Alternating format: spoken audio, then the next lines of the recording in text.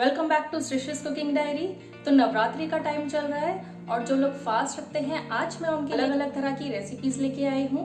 तो बिना कोई टाइम वेस्ट किए आइए शुरू करते हैं।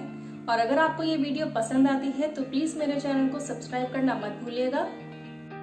तो चलिए हमारी पहली रेसिपी यानी कि साबूदाना खीर बनाना शुरू करते हैं। तो मैंने यहाँ पे सबसे पहले 2 बड़े कप साबूदाना लिया है जिसको पूरी रात मैंने भिगो के रखा था। तो उसके लिए मैंने यहाँ पे 1 लीटर दूध लिया है। इसको हम पहले अच्छे से उबाल लेंगे और कड़छी जो है हमें बीच बीच में चलाते रहना है ताकि जो दूध है हमारा नीचे लगे ना।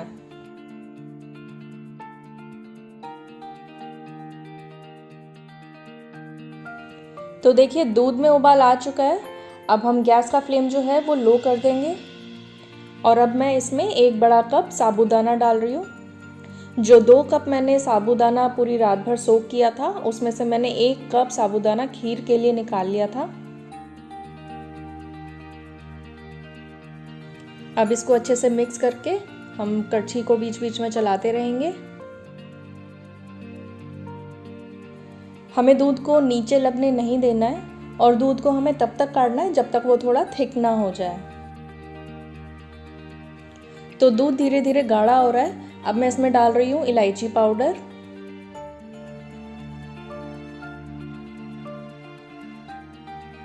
अब 1 कप चीनी डालेंगे। यहाँ पे मैंने मीडियम साइज का कप यूज किया है।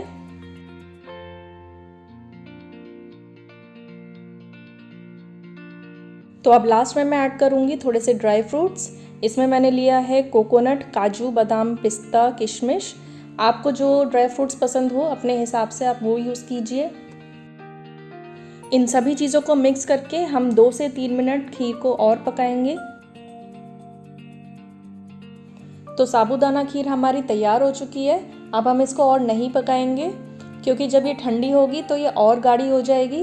तो अब हम इसका गैस ऑफ कर देंगे।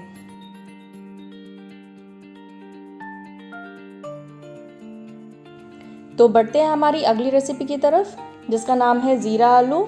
और उसके लिए मैंने यहाँ पे 2 आलू लिए हैं जिसको मैंने छोटे छोटे टुकड़ों में कट कर लिया है। तो सबसे पहले एक पैन में मैं 2 चम्मच तेल डालूंगी। मैंने यहाँ पे रिफाइंड ऑयल यूज़ किया है, आप चाहे तो सरसों के तेल में भी बना सकते हैं। अब 1 चम्मच ज़ीरा डालेंगे।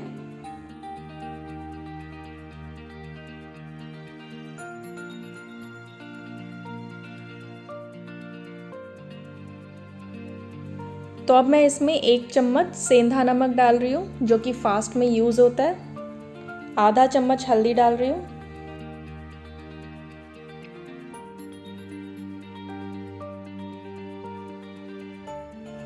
आधा चम्मच लाल मिर्च पाउडर। सभी मसालों को हम अच्छे से भून लेंगे। अब जो कटे हुए आलू थे हम उसको ऐड करेंगे। अगर आप चाहे तो आप उबले हुए आलू भी यूज़ कर सकते हैं।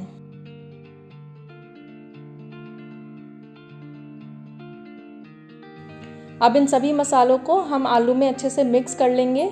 और अब मैं इसमें 3 से 4 चम्मच पानी डाल रही हूँ जिससे जो आलू हैं वो जल्दी गल जाएंगे।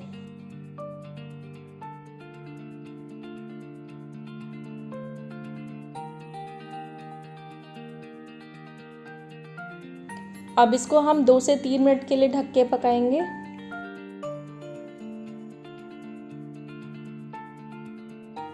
बीच बीच में हम इसको चलाते रहेंगे ताकि जो हमारे आलू हैं वो नीचे लगे ना। अब दोबारा से इसको हम 2 से 3 मिनट के लिए ढक के पकाएंगे। अब गैस का फ्लेम मैंने बंद कर दिया है। तो लीजिए हमारे ज़ीरा आलू बनकर भी तैयार है। तो थी ना यह बहुत ही सिंपल और झटपट बनने वाली रेसिपी। तो बढ़ते हैं हमारी अगली रेसिपी की तरफ।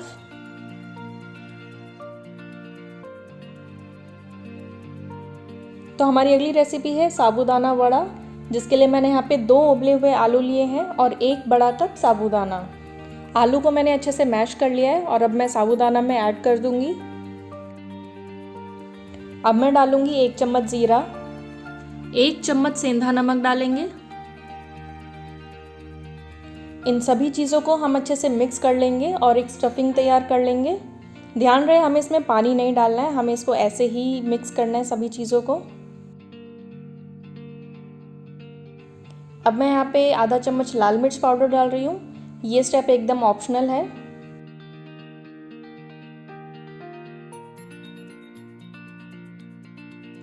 तो लीजिए हमारी स्टफिंग तैयार हो गई है।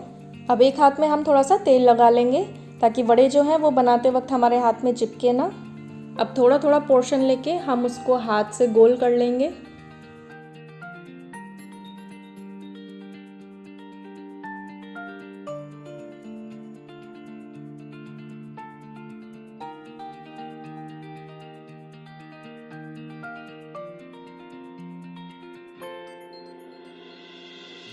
अब उसी तरह हम बाकी वड़े भी तैयार कर लेंगे।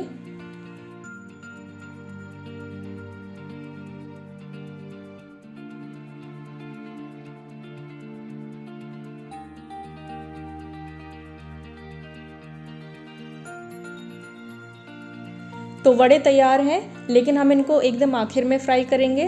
तब तक बढ़ते हैं हमारी अगली रेसिपी की तरफ।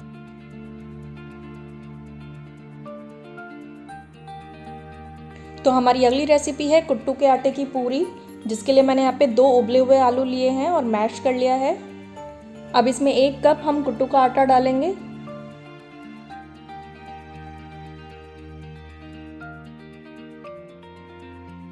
और 1 चम्मच सेंधा नमक। तो अब इन तीनों चीज़ों को हम अच्छे से मिक्स करके एक डो तैयार कर लेंगे। ध्यान रहे हमें इसमें पानी डालकर नहीं गूंदना है, वरना पूड़ी बनाते वक्त वो टूट जाएगी और ठीक से बनेगी नहीं।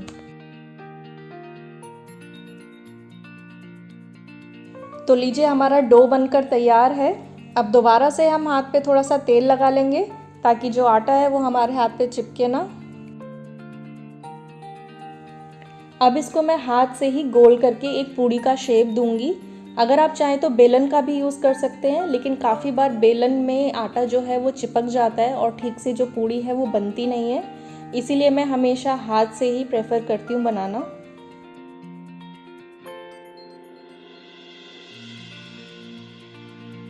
तो देखिए हाथ से ही हमने एक पूड़ी कितने अच्छे से तैयार कर ली है। उसी तरह हम बाकी पूड़ी भी तैयार कर लेंगे।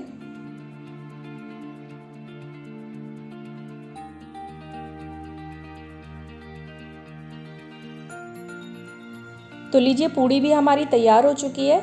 आइए अब हम इनको फ्राई करते हैं।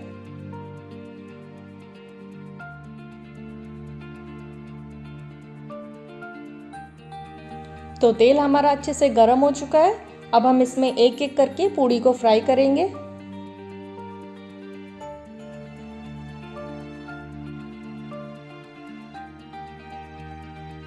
तो जैसे ही हमारी एक पूड़ी बनकर ऊपर आ जाए, तब हम दूसरी पूड़ी भी उसमें डाल देंगे।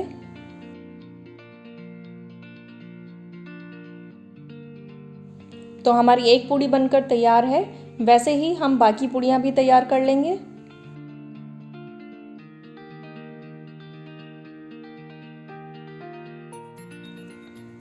तो लीजिए हमारी चारों पूड़ियाँ बनकर तैयार हैं। अब उसी तेल में हमने जो वड़े तैयार करके रखे थे, अब हम उनको भी फ्राई कर लेंगे। इसमें भी हम एक एक करके वड़े डालेंगे। ध्यान रहे हमें सारे वड़े एक साथ नहीं डालने हैं, वरना वो एक दूसरे से सब चिपक जाएंगे।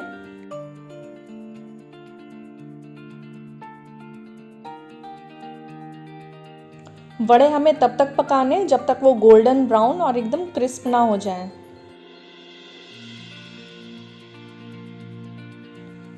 देखिए एक वड़ा बनकर तैयार है और कितना अच्छा कलर आया उसमें। इसी तरह हम बाकी वड़े भी फ्राई कर लेंगे। तो हमारा साबूदाना वड़ा बनकर भी तैयार है। हमारी चारों डिशेस बनकर एकदम तैयार हैं। आइए अब हम उनको एक थाली में सर्व करते हैं। तो सबसे पहले हम यहाँ गर्मा गर्म खीर डालेंगे। उसके बाद जीरा आलू डालेंगे। अब तीसरे नंबर पे मैं डाल रही हूँ दही। जो लोग फास्ट रखते हैं उन लोगों के लिए दही खाना बहुत ही अच्छा रहता है, क्योंकि उससे शरीर को ठंडक मिलती है। अगर आप उसमें फ्रूट्स डाल के खाते हैं तो आपकी हेल्थ के लिए वो और भी ज़्यादा बेनिफिशियल होता है। तो मैंने यहाँ पे केला, सेब और अनार डाला है। आप अपने मनपसंद के फ्रूट्स डालिए और खाइए। अब थोड़े से ड्राई फ्रूट्स जो मैंने अलग से रखे थे वो मैं खीर के ऊपर डाल रही हूँ।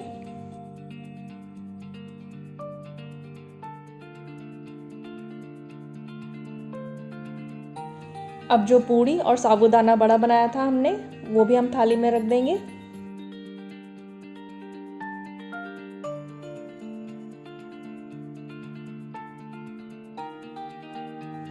तो लीजिए, हमारी नवरात्रि स्पेशल खास उन लोगों के लिए जो लोग फास्ट रखते हैं, गर्मा गर्म थाली बनकर एकदम तैयार है। तो आप ट्राई कीजिए और फीडबैक में मुझे ज़रूर बताइए कि आपको ये नवरात्रि स्पेशल थाली कैसी लगी। और तब तक के लिए मेरे चैनल को प्लीज़ सब्सक्राइब कीजिए।